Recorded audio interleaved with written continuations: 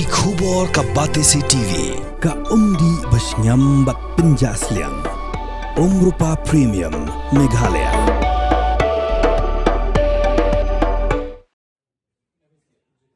Chief Secretary ka jala Dr. Shakil P. Ahmed ha ka janmi chipotarek para araja rapsan ula khot yakran kerki yakin nongelam jong ka jets 24/7 ban yakran halor ka jing e kapakila yakendu kumkin nong penian ya ki Beit taxi baningkong e Meghalaya bala ajing itu dak ka sarkar jala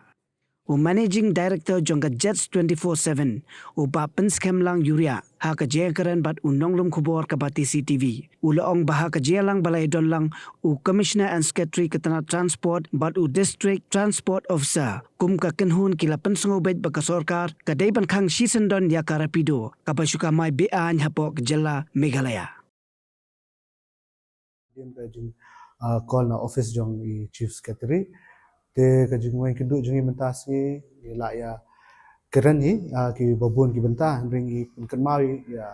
i Chief Secretary ba kamin hi jungi ya ba mentah te kwa su ban ya keren ka nu bentah ring kwa ba di ban shutdown ba ya kini ki illegal aggregator Rapido te ki ong ban dang ban budin ne kam kin examine kumno ban le te nakaliang jungi ru kumagi laong in up mentau December dah kababuram rumah ya Christmas kempi Kristan de min sepet nang tu de ngisu hap dan bi kata kalau jumlah positivity mah ngisu long positive ba kan long ke bangi la temu tapi perkara itu klub ban ong fi hangni mentasi dan i kumba i chair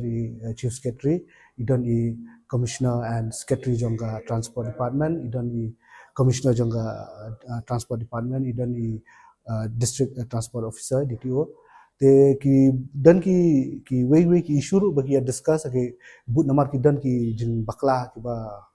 amko ban ong than te kita ki small ngila ban syia keren begini penbet pramangi menilai mereka isu te kawai ngim kwa ban pun confuse ke bro ka main issue main agenda ba karibi tangkawai di ban shutdown ni illegal aggregator shutdown ni illegal aggregator ka badai ka Rapido